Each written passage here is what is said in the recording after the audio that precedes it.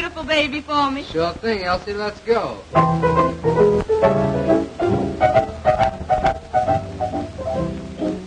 You must have been a beautiful baby. Why, you must have been a wonderful child. When you were only starting to go to kindergarten, I'll bet you drove the little boys wild. And when it came to winning blue ribbons, you must have showed the other kids how. Why, I can see the judge's eyes as he handed you the prize. I bet you made the kids bow, 'cause you must have been a beautiful baby. 'Cause baby, look at you now. Why, you must have been a beautiful baby. Why, you must have been a wonderful child. 'Cause when you were only starting to go to kindergarten, I bet you drove the little boys wild. And when it came to winning blue ribbon, why, I bet you showed. Why, I can see the judge's eyes as he handed you the prize. Bet you made the cutest bow, 'cause you must have been a beautiful baby. 'Cause baby, look at you now.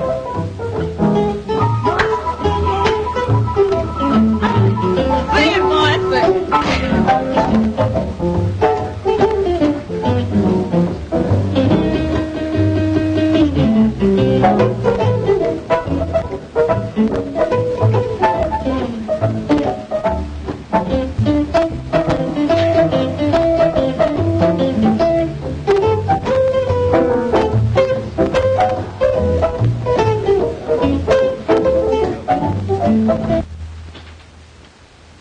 Come in.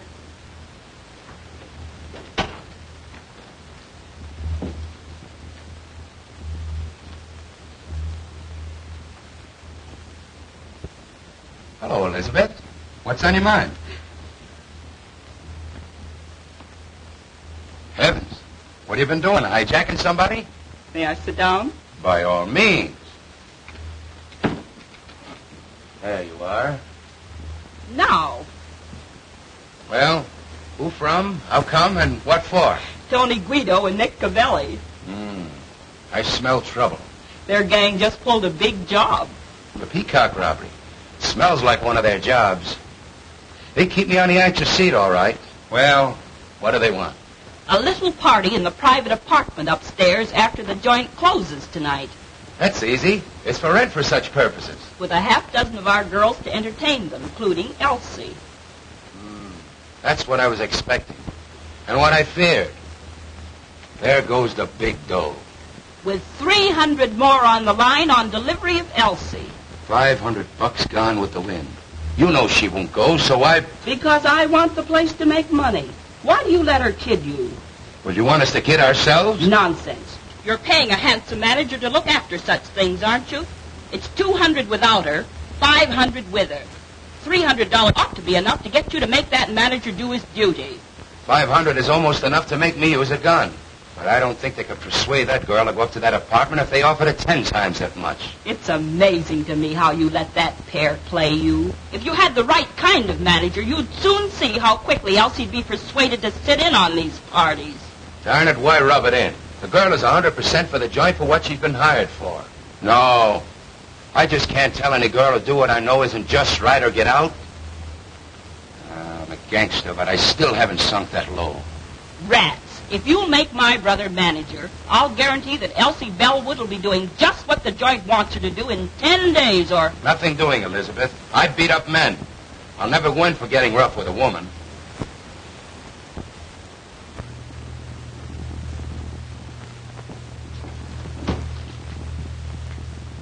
Oh, Mr. Farina.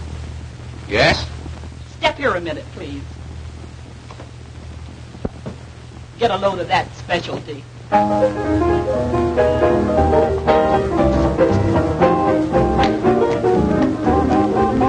Some of these days, babe, you're gonna miss me, honey. Some of these days, babe, you're gonna feel so lonely. You're gonna miss my hugging.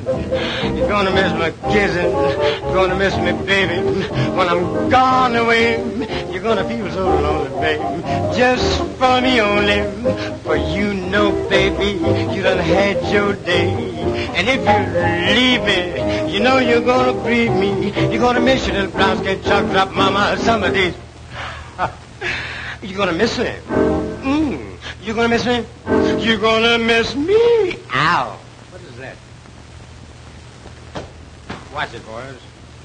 You're gonna miss your little brown skin chocolate drop mama some of these days.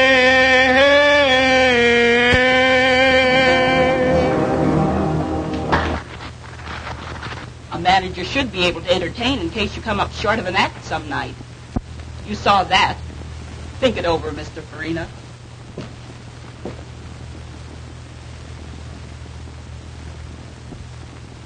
As I started to say, Elsie's a good performer, and they like her. But she's too high-hat. What do you mean, too high-hat? Well, I mean that she should sit in on some of these parties many of our customers are always asking her to. You understand, had not? And, but is that just right? You know that not Elwood, she's a good performer. Pleases everybody with her singing and dancing. So don't you think that's quite enough? Of course, but the other girls go in for it, so why not her? That's her business. I hired her to do just what she's doing. If she wants, I couldn't stop her. But if she doesn't... I understand all that. But if we could promise some of them a date with Elsie, say, many would be willing to spend more dough. As I said, that's up to Elsie. But you mustn't expect me to try to persuade her. And I hope, too, that the Poodle Dog Cafe hasn't sunk so low until a decent girl can't work here. Ah, don't be so arbitrary, hard not. Many of the people who come here call themselves slumming. And if they want to date up a few of the girls for a little party afterwards, it means more dough for the joint. You understand? Of course I do, Farina. And I do it right along. But you were speaking about Miss Bellwood. And I merely said that if she doesn't want to go out on any, I'm not going to argue and abuse her about it. Good evening, Mr. Grady. What's the matter? Oh, nothing much. I was just trying to show had not that if Elsie would consent to sit in on some of these parties, it would help the business. Of course it would. What did Edna say about it? He said it was up to her. Well, he should make her.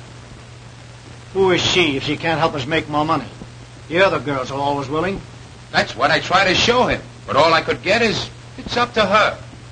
I'll talk to Hadnot myself. Oh, Mr. Hadnot. Yes? Will you please step in here a moment? Of course.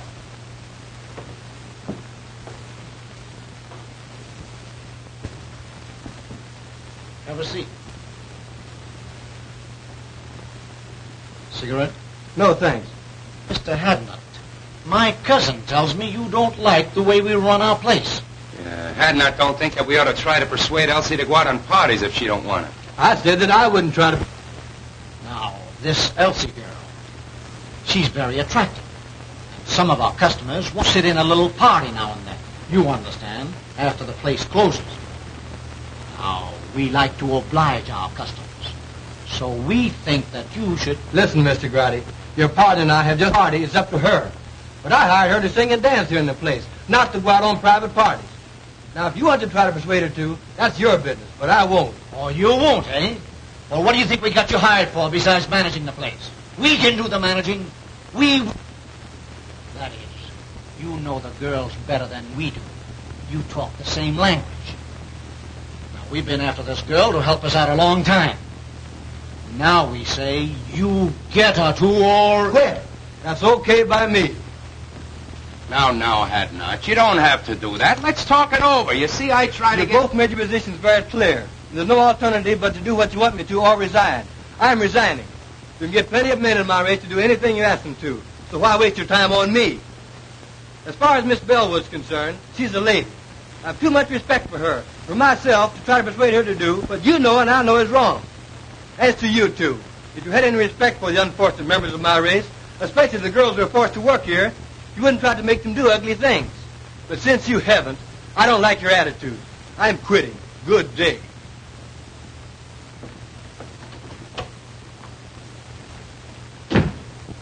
I was coming in to see Mr. Farina, and I couldn't help overhearing what was going on inside. What does he mean?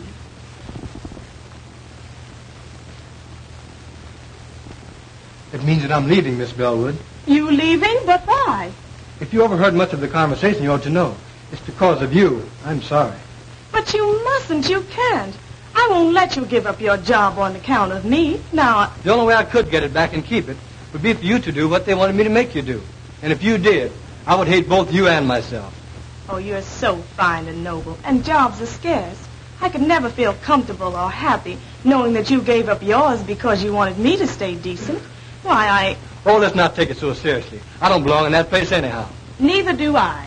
If you just must quit, then I will too. You'll do nothing of the kind. There's nothing wrong with your job. And you don't have to change your ways just because some drunken, depraved customer wants to go flying around with you. Meantime, the customers like you. And you're making more money now than it is possible for you to make anywhere else. Forget about me and the cheap job I had. But don't you understand that I understand all about what you want to say. But the fact is, I've been appointed to a job on the detective force. I was going to quit the first of the month anyhow. The prosecuting attorney is anxious to break up the cabaret racket. And their efforts to force you to be bad, whether you want to or not, should be a part of it. Anyway, I've got a better job. So go in there and do your work and keep on being nice. I like you that way.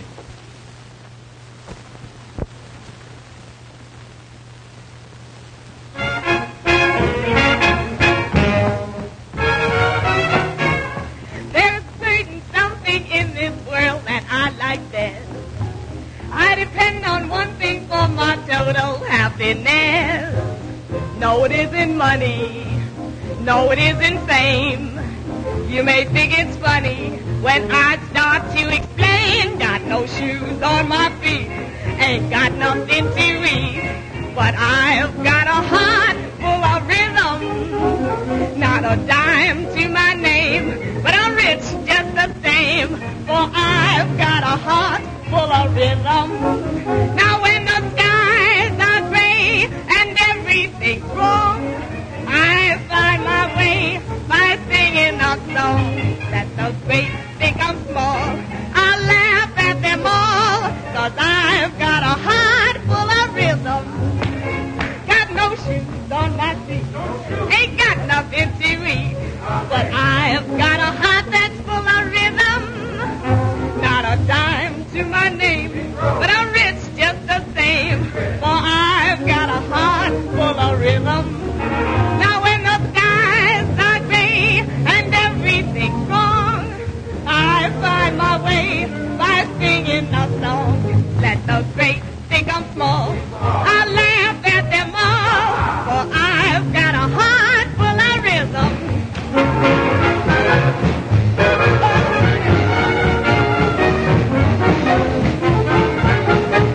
Now let the great think I'm small, I laugh at them all, but I've got a heart full of rhythm.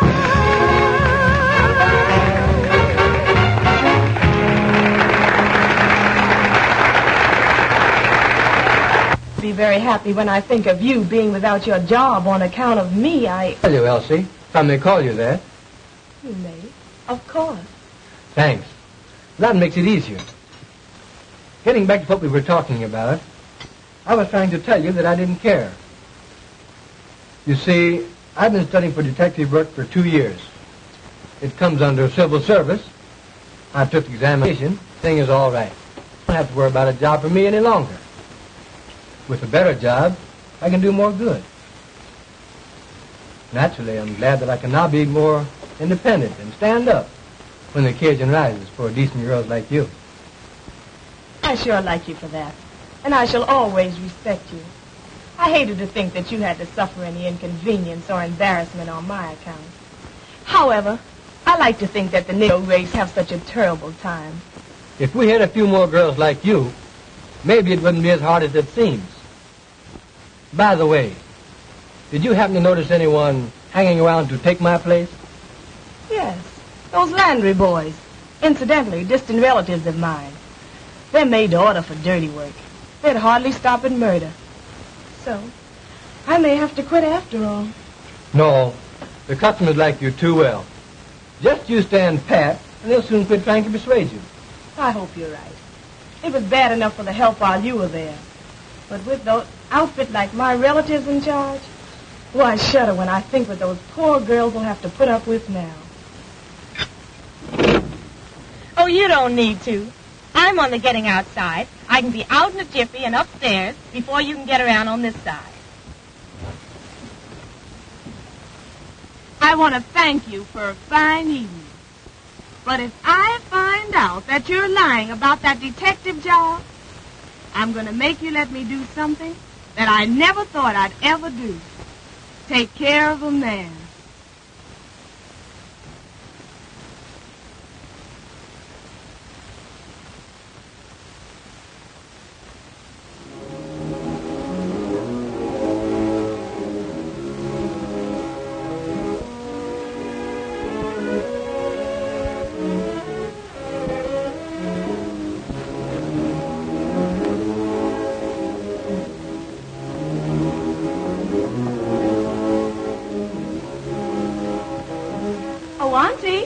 Oh, Auntie, are you asleep?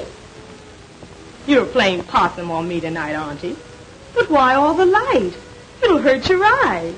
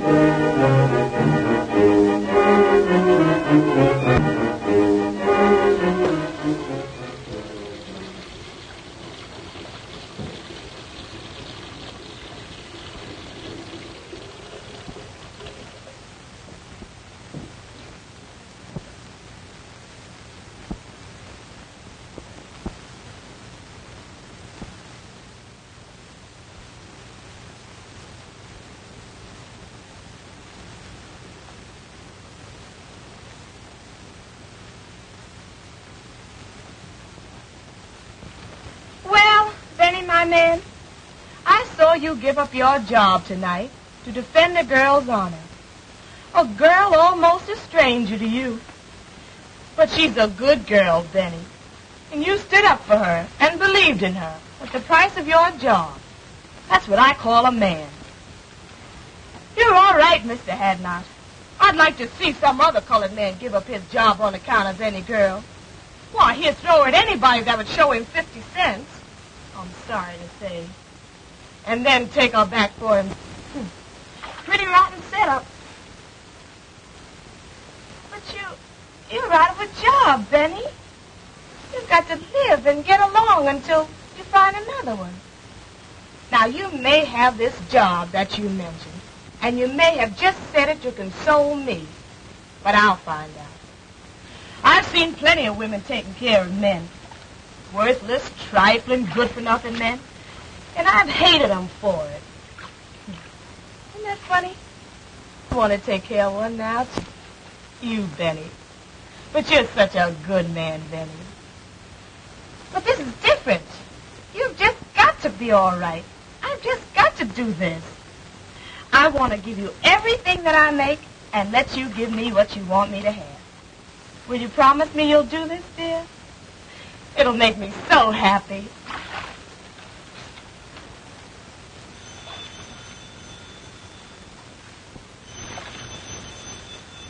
The phone. That's strange. I wonder who could be calling at such an hour.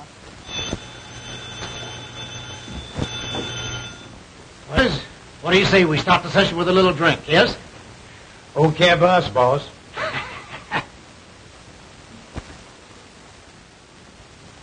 What can you want to talk to my aunt about at this hour?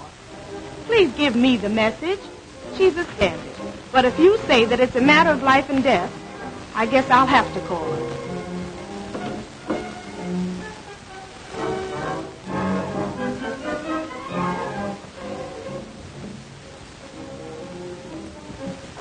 Oh, Auntie. Auntie, someone wants you over the phone. Do you hear me? Poor Auntie. You're tired. I just won't do it. Whoever it is has got to give me the message or wait until you wake up.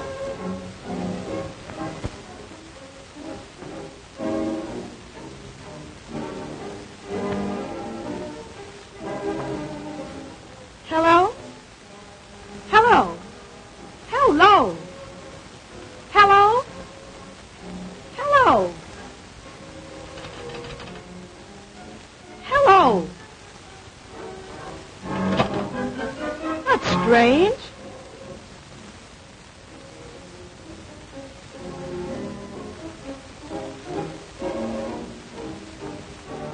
Oh, Auntie. Auntie, wake up. Please wake up.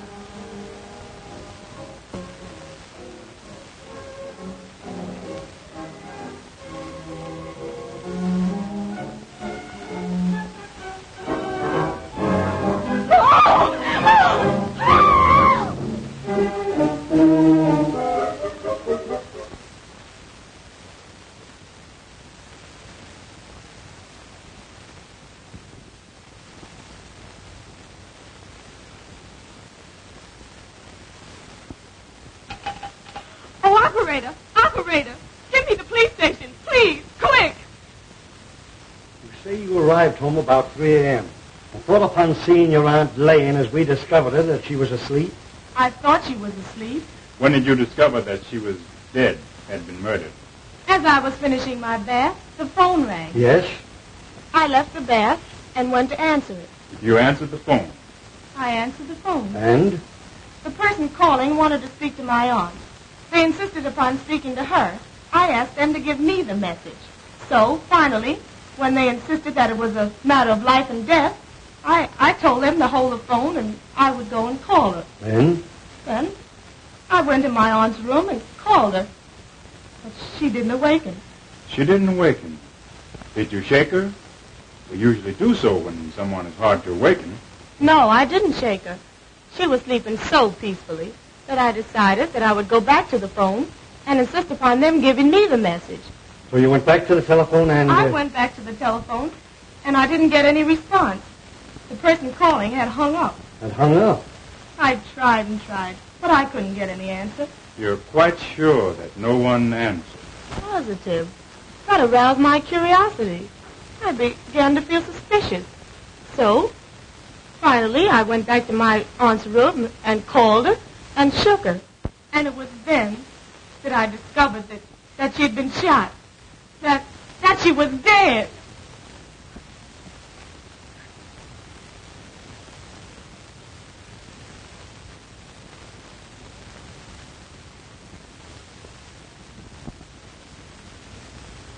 Well, what do you think of her story?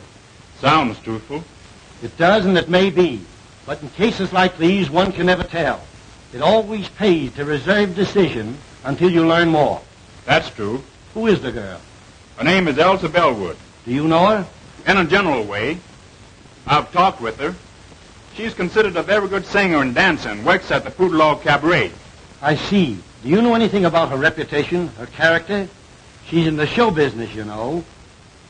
This case seems to offer something. It is unusual.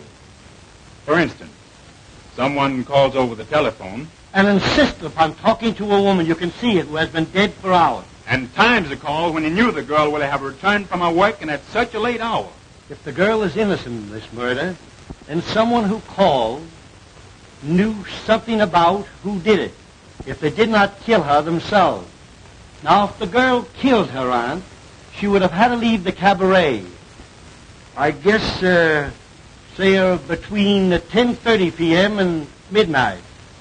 Go home, shoot her aunt while she was asleep, go back to the cabaret, go on with her work, and then come back here in an hour and call the police station.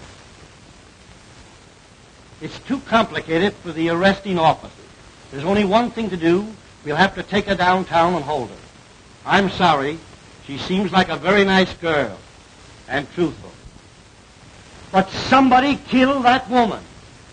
Now, as the girl was the only one here, there's only one thing to do. Take her downtown and book her. Come on. Does this mean that I'm under arrest? I'm awful sorry, but you are. Oh. And it means that you're going to lock me up? Put me in jail? Yes, I'm awful sorry.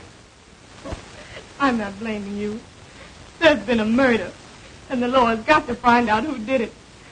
Well, there's no one else to hold it this time but me. So... If you have an idea who did it... No, not the least. Not the least. I can't imagine anyone wanting to kill my aunt. Poor auntie.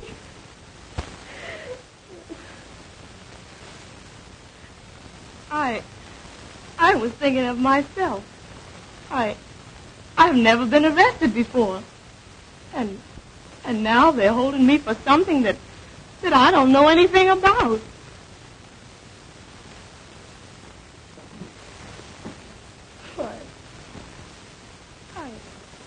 I'm under arrest. And they're going to put me in jail.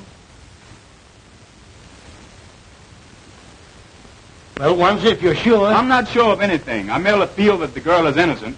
We should go easy on her until we get some more evidence. Well, I'll speak to the matron. But you understand she cannot leave. But at least the room isn't a cell. Thank you. I've talked to the matron has a room here with a bed in it. So we're going to let you have it so you can get some sleep. Then when you're brought before the DA this afternoon, you'll be more rested and composed and think more clearly. You must be awful tired after such a night and all of this. Thanks. You're very kind. I am tired. Very tired. I feel... Oh, I guess I just don't feel anything anymore. I'll call the matron now. Do you know a lawyer? Have you some friends? I have no lawyer. I know a lot of people, but I'm afraid they won't understand this. I just don't know what to tell them. Do you have a boyfriend? No, A pretty girl like you? You must have somebody you like or who like... Oh, I didn't say that I didn't know anybody. I know a man, but I don't... He would come closer to than anybody else. If you have a pencil, I'll give you his name and address.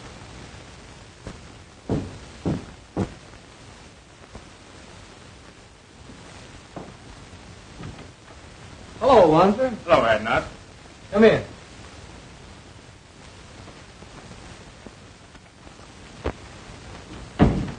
Have a seat. If Miss Bellwood didn't want to go on these private parties, and you know what that means, I wouldn't make her go. Say, if I had my way, I'd clean up every cabaret like the poodlock in this town.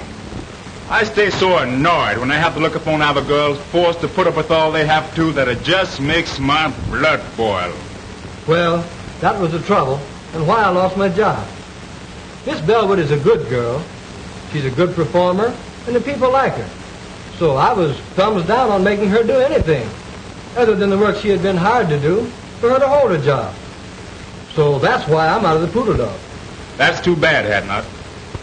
But what about your appointment to the detective force? That's gone through, and I'm starting to work the first of the month. Good. I'll be glad to welcome you. Thanks. But getting back to the girl, can you imagine her committing a murder? We couldn't even force her to go on a private party. I'm positive that she doesn't know anything about it. But this is the law, so you see what we are up against. Sure, I understand. Well, get your things on and come on down to the station with me, and we'll see what we can do. Of course. I'll be ready in a few minutes. Come in.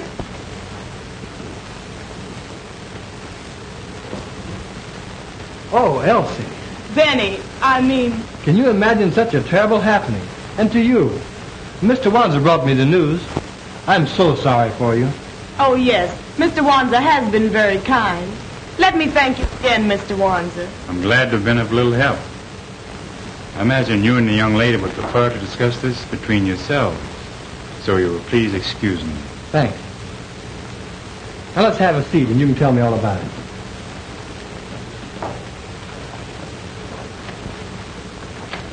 As I understand it, she had been dead several hours when you found her, after your arrival home. Oh, it was too terrible for words. Why, I walked about the house talking to her, at intervals, for about 15 minutes after and called, or maybe had called, to see if I had returned home. And when they found that I had, and didn't know that she was dead, then that's the way it all ends. I can't even imagine beyond that. She was shot between 11 and 12 o'clock last night. Now, what time were you called? Between 3 and 4 a.m. She must have been dead at least 3 hours before the girl, according to her story, discovered the body. Just about. You know, this case offers something. Here are two colored women living alone together, who one finds the other mysteriously murdered. Now what? I've detailed Wanzer to investigate it. That's sensible. Being a colored man, he might be able to find out things that one of our other officers could not. And I expect him to uncover something by this afternoon. Come in.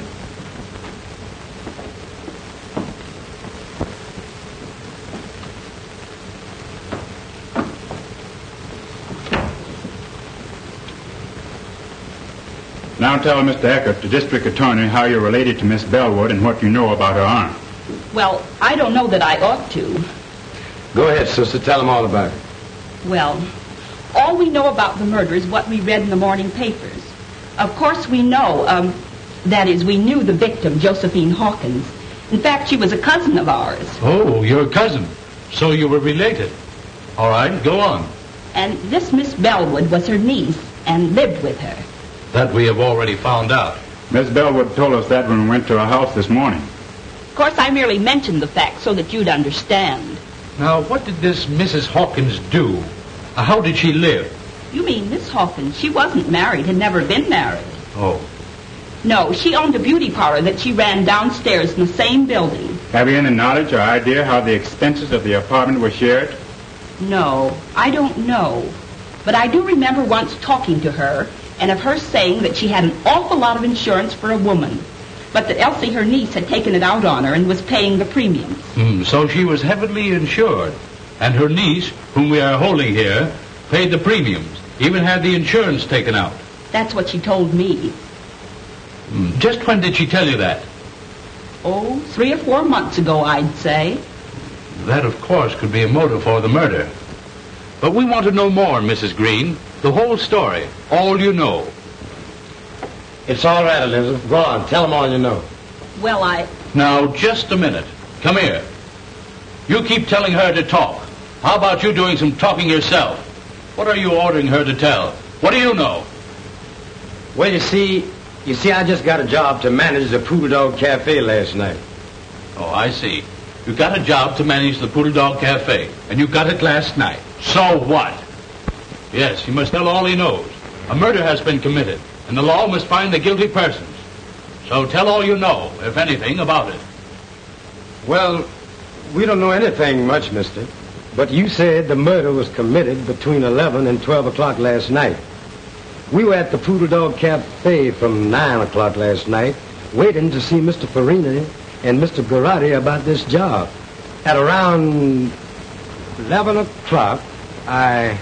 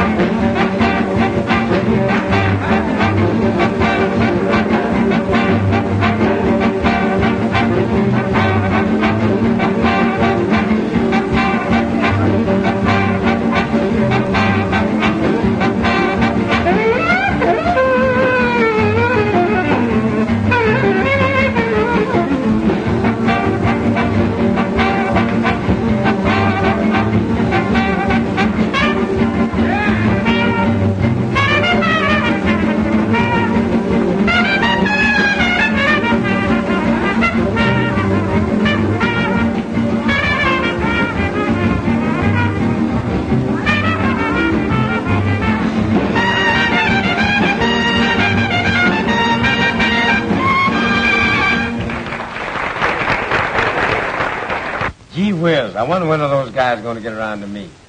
We've been waiting here for 2 hours. I'm getting tired. Well, go on outside and catch some air. But we're going to keep on waiting until they send for you if it takes all night. All right, I'm going outside.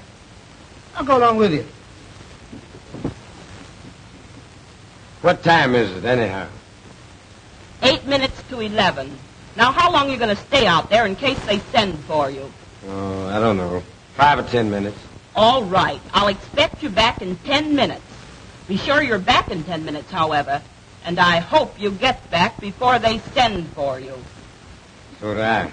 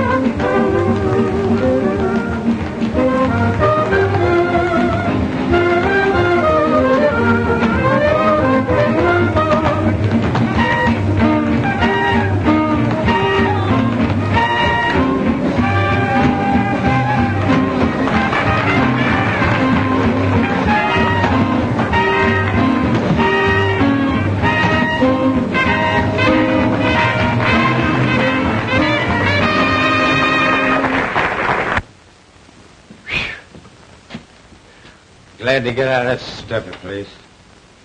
Cigarette? Yeah.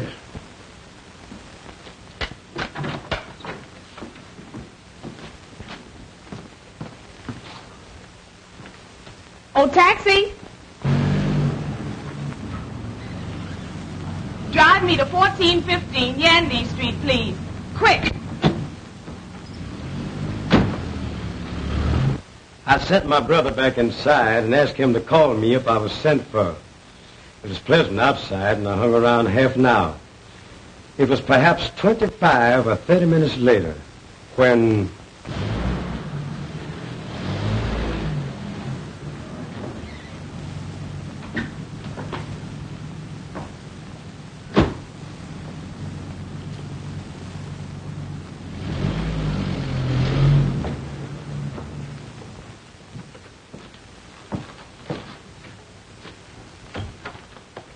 It's ready to see you now.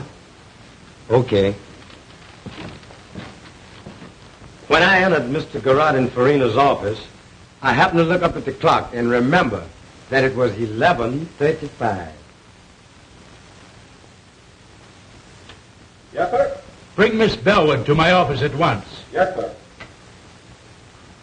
I thank you people for the information you have given me. I'll take your address, and if and when we need you, we'll send for you. You may go now. I sure hope you don't send for me. Oh, what an awful story.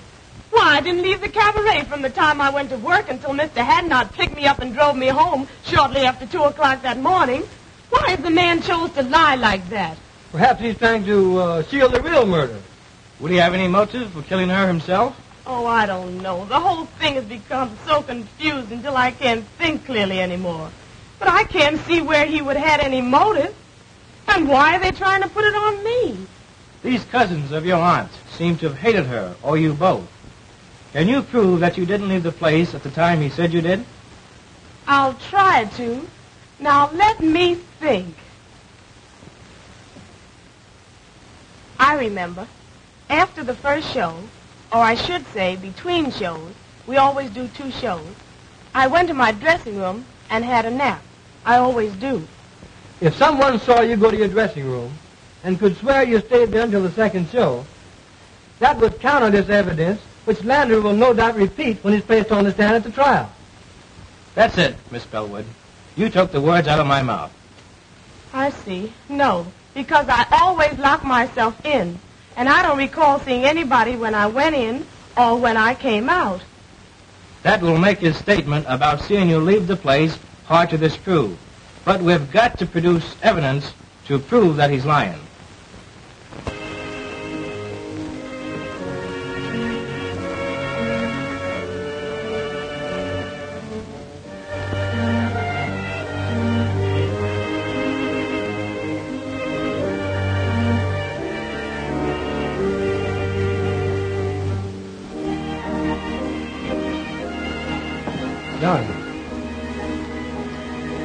There's no use, Benny.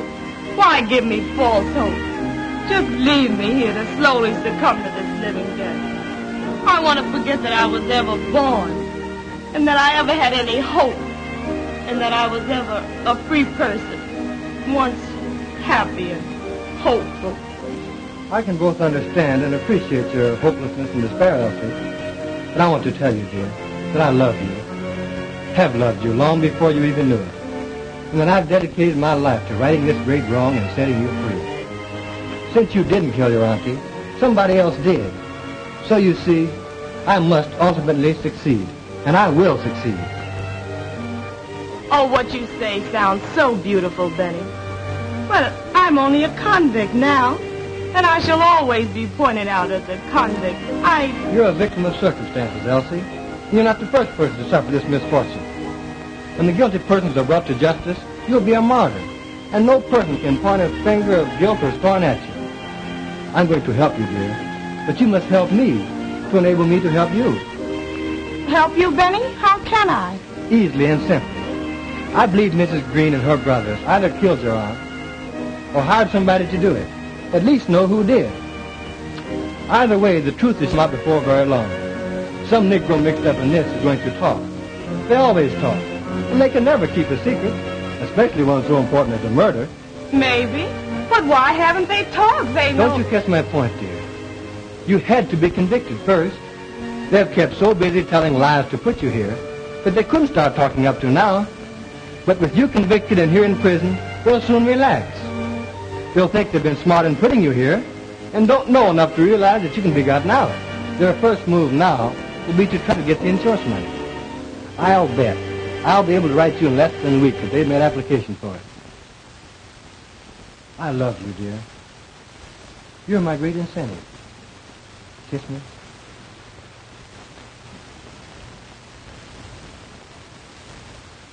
Well, how are you, Mr. Wansit? Would you have a chair? Sit down here. You told me once that Mrs. Green's husband had been in love with your aunt many years before, back in the South. And he loved her dearly. And he was still in love with her when she was killed, and would come to see her often. But he's disappeared. I haven't seen or heard of him since the night she was murdered. That's strange. I'm sorry you didn't tell me that before. I didn't think it was that important. Maybe he just went away and will come back sometime. He may and he may not. Meantime, this might prove a connection. It might turn out to be the link that's missing. Maybe you'll find out something when you go to the city from, Reverend Bryson. He knew us all before we came from the South. Maybe you'll find out something from him about Mrs. Green's husband. Although it has been a long time since we came north. This looks like a lead. I'm going to follow it. I have a feeling we'll get somewhere. Now that this Elsa Bellwood has been convicted of murder and sent to prison for life, who will the company pay the money to? Oh, that will be decided by the court.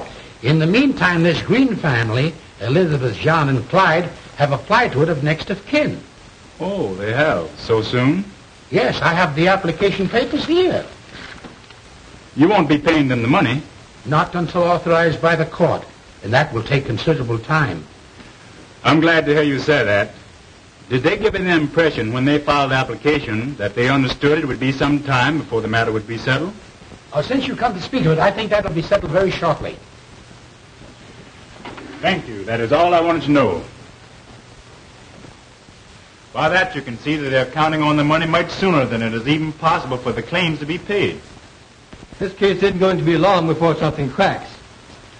When this outfit finds that they can't lay hands on the money as quick as they had planned, Some of them are going to get impatient and drop something. And I'll be Johnny on the spot to pick it up and land all three of them in jail right quick. Well, I'm depending on you to keep checked up on them and help me to get somewhere. I have a feeling that there's a story yet to tell. In the meantime, let's get over this Reverend Bryson's and see what we can find out. You said something, brother.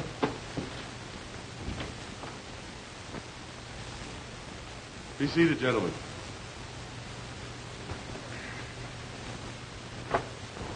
You're nothing but a whiskey head and no good. We have liquor here to sell to customers, not to be soaked up by the manager. You stay drunk. Nobody likes you. So you're through. Now get out.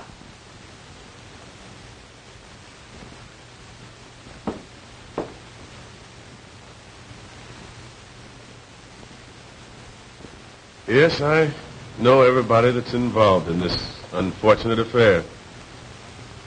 I knew Josephine Hawkins when she was just a pretty young girl having beaus for the first time. I knew Elizabeth Landry when she pulled the trick on Ned Green that made them man and wife. She says that she's going to have a baby and that I'm his father. Are you? Maybe I am and maybe I ain't. You know I ain't the only one that's been running around with her. Well, that's the chance you take, young man. She has you charged with fatherhood. There's no alternative. What do you mean there's no alternative?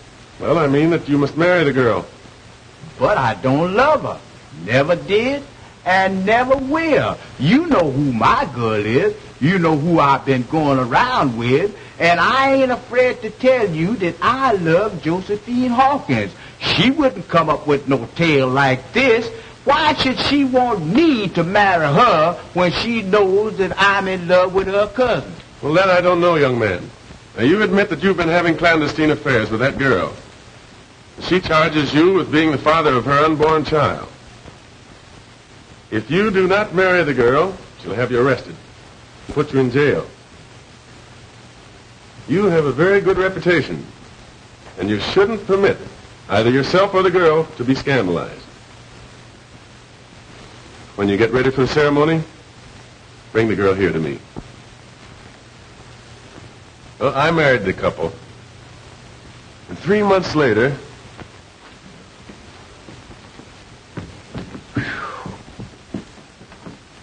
she lied. She's no more to become a mother than you are. She tricked me into marrying her, the dirtiest trick a woman could pull on a man. That's why I came to you to find out what could be done by it. well, you might ask for a doctor's examination. And if the examination proves what you say, I think the court would grant you an annulment. I don't want to wait that long. I can't be bothered with no nerves. I'm leaving town. I'm afraid if I stayed here, I'd kill her. I ain't got time to be bothered. I am leaving town tonight. Goodbye.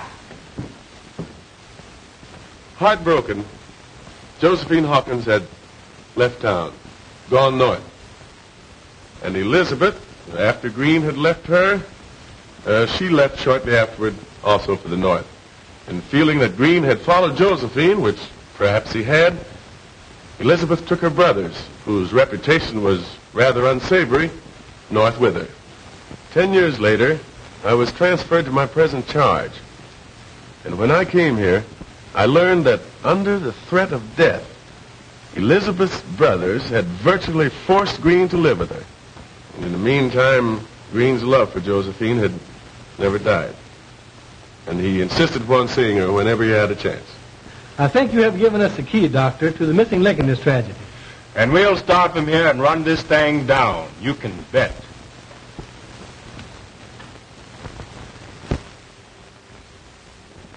Here we are, broke, strapped. It may be months before we get this money, if at all, and you must keep pouring liquor down your dirty throat until the Italians get disgusted with you and kick you out. Oh, you make me sick. Well, what do you expect? You planned this whole thing. For 20 years, I've been a slave to your design. Ever since the time you tricked Ned Green into marrying you, everything has been subordinated to your convenience. The only way I've been able to keep up is to keep pouring a lot of rotten liquor in me. And I couldn't quit drinking. No, because I had that cheap job at the Poodle Dog Cafe. And just as soon as you get this money, I'll go out of your life forever. And you won't never need be bothered with me again. I'm sick and tired of the whole thing. And I'll be glad when it's through and all over with.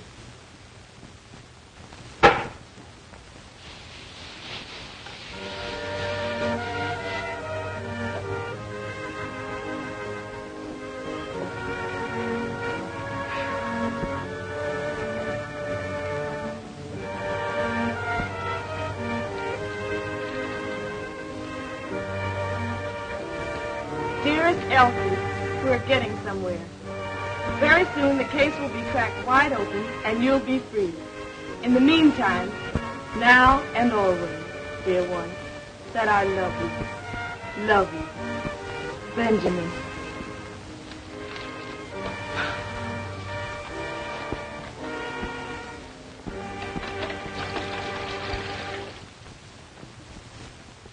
We'll wait right here till somebody comes out or goes in. I have a feeling we won't have to wait long. Hey, son, come here. Yes, sir? Live around here? Right across the street in that house with the yellow shades. How about the house next door? Mrs. Green lives there. Mrs. Green? Yes, sir, and her two brothers, John and Clyde.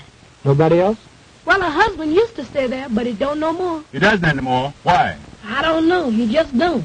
He ain't been there in a long time. I think he went away somewhere. Anyway, he ain't there no more. But Mrs. Green's brothers, do they still live there? Oh, yes, sir. One of them's there now. He always is. The other one will be coming along soon. They eat about this time. And the other one will be coming along soon for his dinner. Which one's there now? John. He sleeps up until about this time. Then he gets up and eats. And then he goes down to the Maple Leaf Social Club. Maple Leaf Social Club, eh? Well, what time does he get back?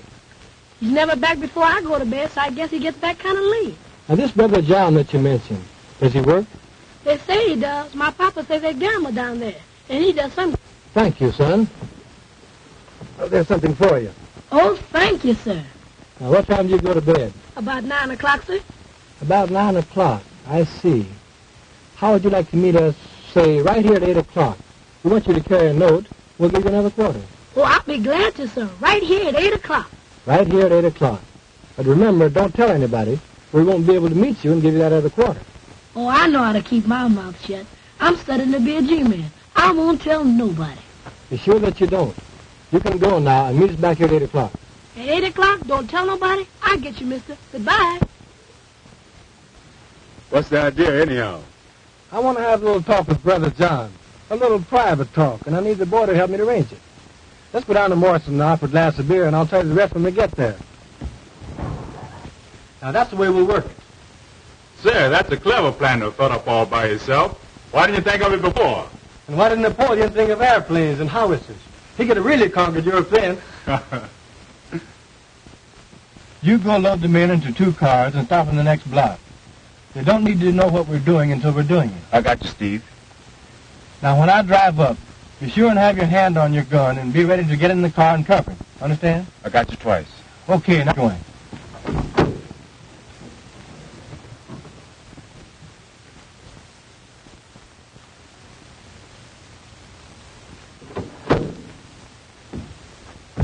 All right, mister. Here I am.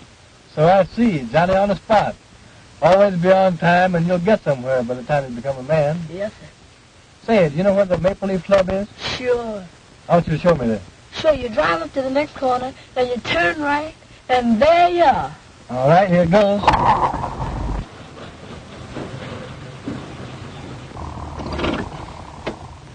That's the club there, mister. Yeah? Well, go in there and see this man, John, and tell him that his brother wants to see him down there right away. You understand? Yes, sir. When you bring him here, I'll give you the other quarter. Now, when he's sitting here by me, you come around on this side of the car, and I'll slip it to you easy like. Yes, sir. Now, if you do just as I say and keep your mouth shut, it may be 2 quarters or half a dollar that I'll be giving you. Yes, sir. You can go now.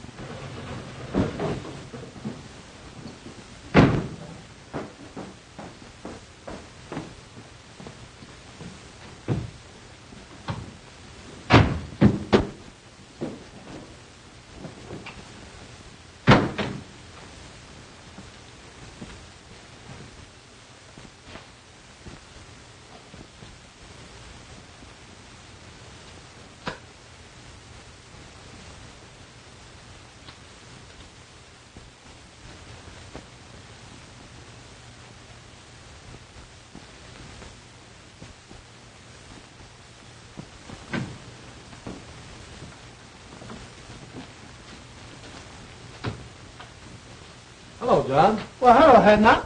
Ain't seen you in a long time. Been kind of busy since I left the poodle dog. Yeah. Say, where's my brother? You'll soon see, you contemptible liar. That was just an excuse to get you out here. I wanted to see you. What's the meaning of this? We was trying to hope somebody... All right, I got him covered. Say, what's the meaning of this, fellas? I ain't done nothing. What y'all gonna do with me? We're taking you for a little ride, and you won't be coming back. I ain't coming back. How come? Ever heard of Tolston Manor? You mean that handy house way out there on Tolston Point? Yeah. What's that got to do with me? We're taking you there. For a little seance with the ghost of the manor. Not if I knows anything about it. Oh, no, my good fellow. Not only are we taking you there, we are going to tie you up and leave you there to starve to death and die. You've been telling lies and have done an innocent person a great wrong. So we're going to take you up to meet the ghost of Tolston Manor and all his imp ghosts, after which you die. Oh, Lordy. Come on. Say, what's the meaning? Come on. What y'all gonna do with me? I ain't done nothing. Get on, Edna. Come on.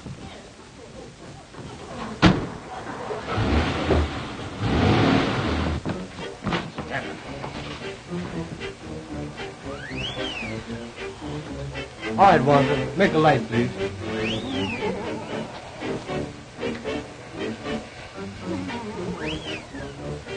Ghosts, working by rope control.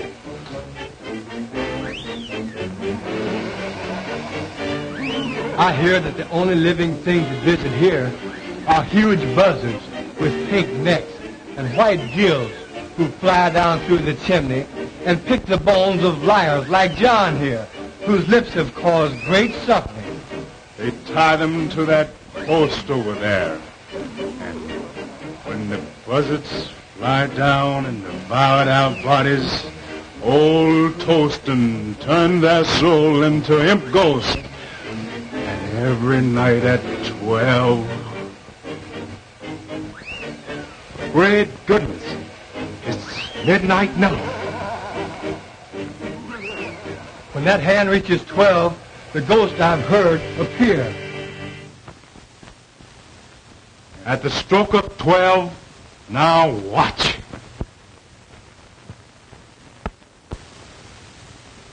Well, that settles it. The party over for a while, so we'll tie John up and leave him here and... Oh, please, man, please don't. Of course, if you care to do a little talking, tell us who killed Josephine Hawkins. We might decide to wait a while. If you promise them hands won't come back, I'll tell you anything, everything. Just don't leave me here. You're such a rotten, dirty liar until I hesitate to believe anything you say. You swore in court under oath, so how do you expect us to believe you out here? But I'll tell you why we brought you here, and why we're going to leave you here with these ghosts. You killed Josephine Hawkins. I killed who? Josephine Hawkins. And you lied about Miss Bellwood when you swore she left the cabaret and went home and shot her aunt. I didn't. What do you mean? I means I did lie about Miss Bellwood. So did my brother. But I didn't kill her aunt. Neither did my brother. I don't believe you. But we're going to tie you up and leave you here for the dirty lies you told on that poor innocent girl. We didn't kill her. I swears we didn't. But we did lie about seeing Miss Bellwood. And if you won't leave me here, I'll tell you all about it. Well, what do you think about it? Oh, I wouldn't believe this guy on a stack of Bibles. I don't see any use in wasting more time listening to this dirty liar. For if he'd lie enough to put an innocent girl into the penitentiary, we certainly can't afford to listen to him now. Please, man, won't you give me a chance? I didn't kill my cousin, but I did lie about her. I admit that, and if you promise you won't leave me here, I'll tell you all about how it was done. Shut up, you lying skunk. I don't heard you say. Wait a minute. After all, we can listen to his story, and if we still don't believe it, we can tie him up and leave him here. Oh, well, if you insist. All right, you rascal. But the moment I'm convinced that you're lying, we're going to tie you up and leave you here. I thank you, mister. I ain't going to lie. You can keep me here until you prove everything I says. All right. We're going to listen to your story. But we warn you that the moment it begins to sound fishy, it ends. And right here you stay. I'm going to tell you the whole story. And there ain't one word that was going to be a lie. All right. Start from the beginning. Way back in the South, before any of you came north. Yes, sir. I sure will. Well, it started like this. My sister Elizabeth took Ned Green into marrying her. He was going with my cousin Josephine and was planning to marry her. But when Green learned the truth, he hauled off and left her and came north. Josie found out somehow Green was mad, so she hauled off and left too. My sister then followed Ned up north and brought me and my brother along with her. And lo and behold, she found Ned up here chasing around after Josie. That made her mad. So she had us go get him and scare him into living with her again. He tried to, poor fella, but he just couldn't get along somehow. You see, Ned was still in love with Josie and was always slipping out and seen her. Then, just before the murder... You've made a slave out of me all of my life. Why don't you let me be and give me a divorce so I can go and marry Josie? You know I love Josie and have loved her always. We would have been happy if it hadn't been for your lying lips. I'll not let you alone. And I dare you to try to get a divorce. If you even as much as start to try, I'll have my brothers break your ugly neck. Same thing, year after year, the same thing. Well, you ain't never made me love you, and I ain't going to try no longer. I'm leaving you for good, and I'm going to Josie. And if she won't run away and live with me, I'll steal into the house some night and kill her, shoot her in the head, then kill myself. That's what I'm going to do.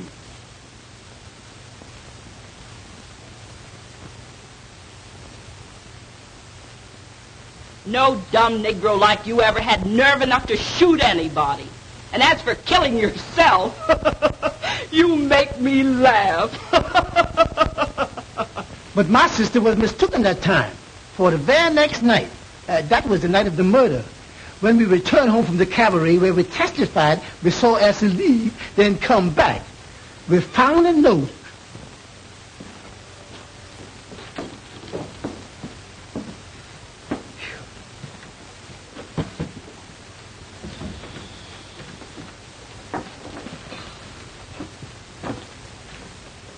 Hey, sis, where's the bottle? What about a little drink? Oh, go chase yourself. You've had enough liquor tonight.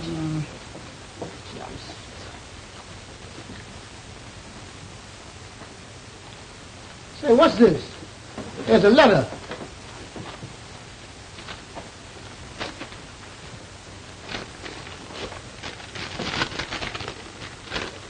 To my wife, I have done it.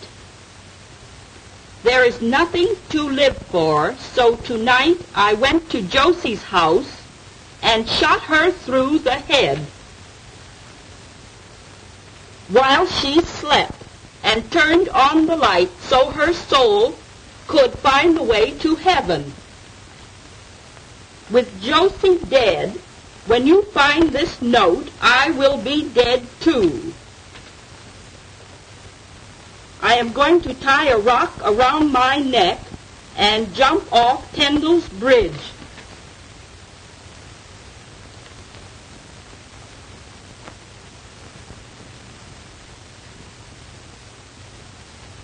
If you care to bury me, you will find my body at the bottom of the river under the bridge. Unhappily, Ned. My sister then sat down and planned the rest. We knew exactly what time Elsie would come home. So she called up Cousin Josephine's house every 10 minutes, starting at 2 a.m. She finally got Elsie. She could tell then that the girl didn't know her aunt was dead when she said, I'll go and call her. And when she did, Lizzie hung up on her. She knew then that Elsie would find out that her aunt was dead, had been killed. Lizzie stayed up all night long, making up that lie about Miss Elsie leaving the cabaret and coming back, so as to make it look like Elsie did it. Then she rehearsed me and Clyde on how to tell it. We were scared they would mix us up. All the time we was at the district attorney's office, Lizzie kept on pinching me and Clyde to make us tell it like she rehearsed it. You see, she was after that insurance money, and she figured that if she could get Elsie convicted, why, she'd get it. Well, what do you think of it? Well, I guess we'll put him under arrest while we check on his story. And if we find Green's body... That'll reopen the case and set Miss Bellwood free. All right, fella. We're calling the party off, taking you back to town and locking you up until we can see if your story is true. Let's get going.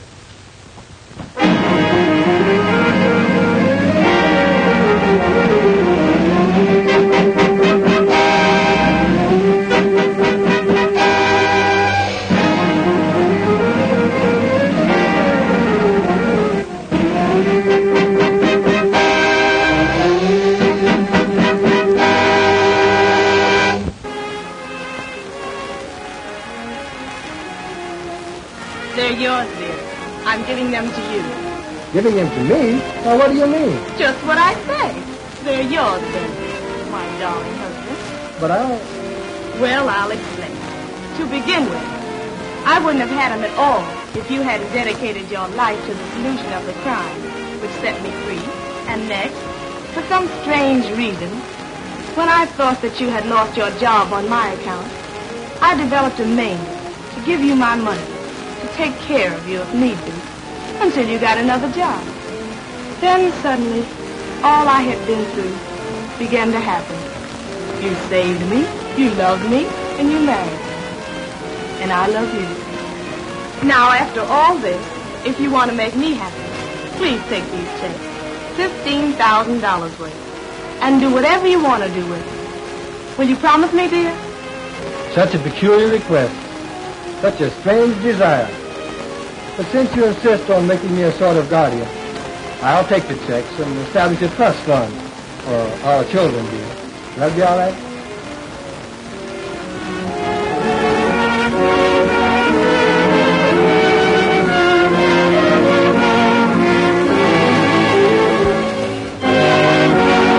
Was that a long time?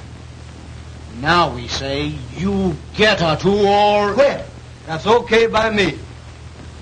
Now, Edna, you don't have to do that. Let's talk it over. You see, I try to You get... both made your positions very clear. There's no alternative but to do what you want me to or resign. I'm resigning. You can get plenty of men in my race to do anything you ask them to. So why waste your time on me? As far as Miss Bellwood's concerned, she's a lady. I have too much respect for her, for myself, to try to persuade her to do what you know and I know is wrong. As to you two, if you had any respect for the unfortunate members of my race, especially the girls who are forced to work here, you wouldn't try to make them do ugly things. But since you haven't, I don't like your attitude. I'm quitting. Good day.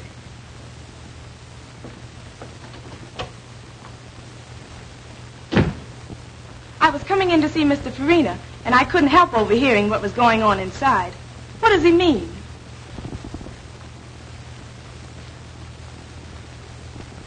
It means that I'm leaving, Miss Bellwood. You leaving? But why? If you overheard much of the conversation, you ought to know. It's because of you. I'm sorry. But you mustn't. You can't. I won't let you give up your job on account of me. Now, The only way I could get it back and keep it would be for you to do what they wanted me to make you do. And if you did, I would hate both you and myself. oh, you're so fine and noble, and jobs are scarce. I could never feel comfortable or happy knowing that you gave up yours because you wanted me to stay decent. Why, Oh, let's not take it so seriously. I don't belong in that place anyhow. neither do I. If you just must quit, then I will too. You'll do nothing of the kind. There's nothing wrong with your job. And you don't have to change your ways just because some drunken, depraved customer wants to go flying around with you. Meantime, the customers like you. And you're making more money now than it is possible for you to make anywhere else. Forget about me and the cheap job I had. But don't you understand that I understand all about what you want to say. But the fact is, I've been appointed to a job on the detective force. I was going to quit the first of the month anyhow. The prosecuting attorney is anxious to break up the cabaret racket. And their efforts to force you to be bad, whether you want to or not, should be a part of it. Anyway, I've got a better job. So go in there and do your work and keep on being nice. I like you that way.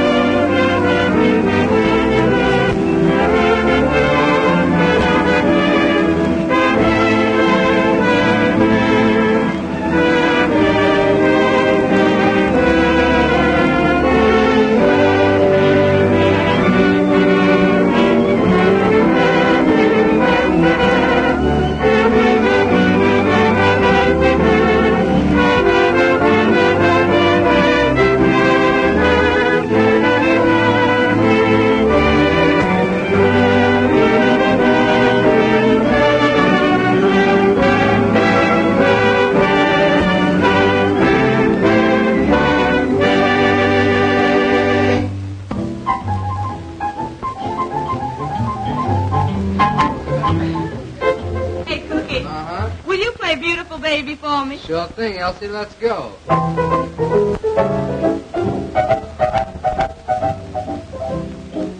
You must have been a beautiful baby. Why, you must have been a wonderful child. When you were only starting to go to kindergarten, I'll bet you drove the little boys wild. And when it came to winning blue ribbons, you must have showed the other kids how. Why, I can see the judge's eyes as he handed you the prize. I bet you made the kids bow, 'cause you must have been a beautiful baby. 'Cause baby, look at you now. Why, you must have been a beautiful baby. Why, you must have been a wonderful child. 'Cause when you were only starting to go to kindergarten, I bet you drove the little boys wild. And when it came to winning blue ribbons, why, I bet you showed. Why, I can see the judge's eyes as he handed you the prize. That you made the cutest bow, 'cause you must have been a beautiful baby. 'Cause baby, look at you now.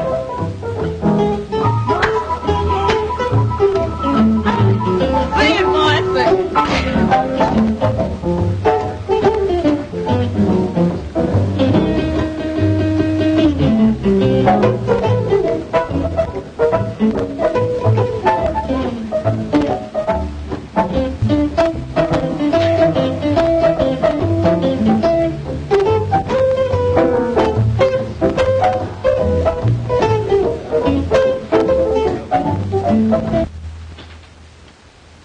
Come in.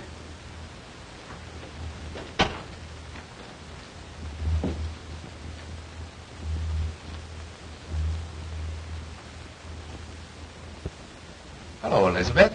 What's on your mind? Heavens. What have you been doing? Hijacking somebody? May I sit down? By all means. There you are. Now. Well, who from, how come, and what for? Tony Guido and Nick Cavelli. I smell trouble. Their gang just pulled a big job. The Peacock robbery. Smells like one of their jobs. They keep me on the anxious seat, all right. Well, what do they want? A little party in the private apartment upstairs after the joint closes tonight. That's easy. It's for rent for such purposes. With a half dozen of our girls to entertain them, including Elsie. That's what I was expecting. And what I feared. There goes the big dough.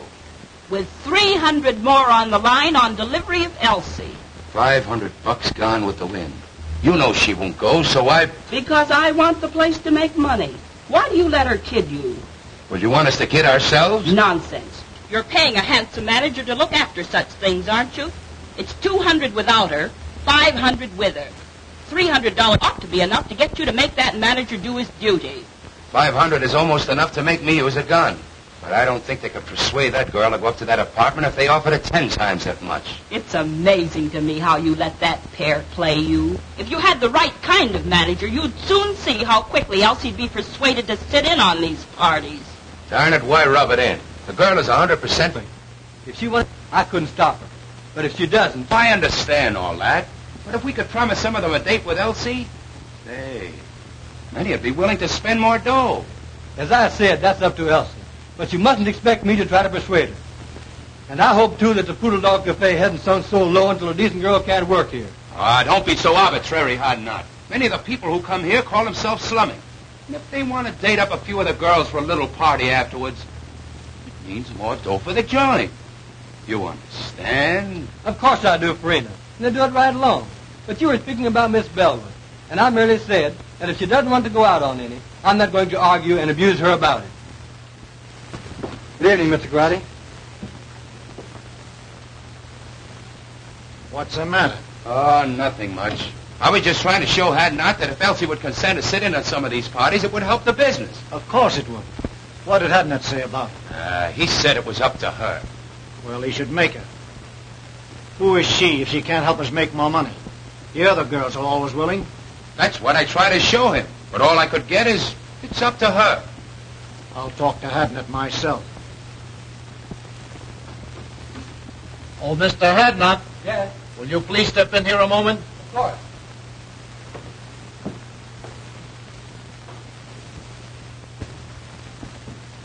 Have a seat. Cigarette? No, thanks. Mr. Hadnot, my cousin tells me you don't like the way we run our place. Hadnot don't think that we ought to try to persuade Elsie to go out on parties if she don't want it. I said that I wouldn't try to... Now, this Elsie girl, she's very attractive. Some of our customers will sit in a little party now and then. You understand, after the place closes. Now, we like to oblige our customers. So we think that you should... Listen, Mr. Grady, your partner and I have just party. It's up to her. But I hired her to sing and dance here in the place, not to go out on private parties.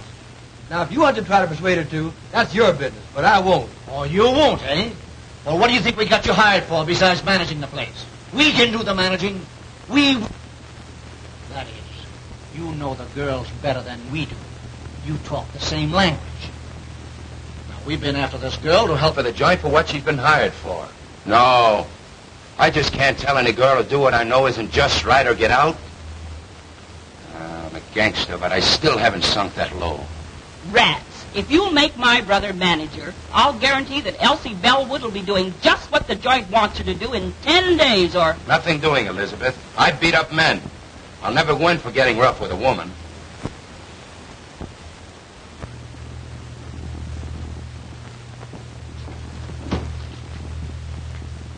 Oh, Mr. Farina, Yes? step here a minute, please. Get a load of that specialty.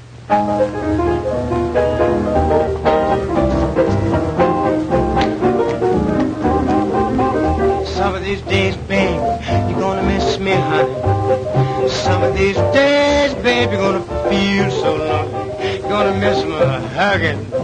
You're gonna miss my kissing. You're gonna miss me, baby. When I'm gone away, you're gonna feel so lonely, baby. Just for me only. For you know, baby, you done had your day. And if you leave me, you know you're gonna grieve me. You're gonna miss your little brown skin chocolate drop mama. Some of these. You're gonna miss me. You're gonna miss me? You're gonna miss me. Ow. What is that? Watch it, boys. You're gonna miss your little brown skin chocolate drop mama. Some of these days.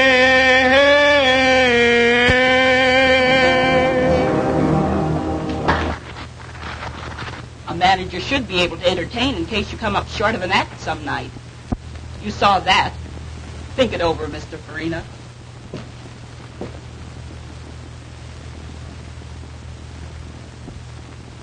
As I started to say, Elsie's a good performer, and they like her. But she's too high-hat. What do you mean, too high-hat? Well, I mean that she should sit in on some of these parties many of our customers are always asking her to. You understand, eh, Hadnot? I am, but is that just right? You know that Nurse Bellwood, she's a good performer. Pleases everybody with her singing and dancing. So don't you think that's quite enough? Of course, but the other girls go in for it, so why not her? That's her business. I hired her to do just what she's doing.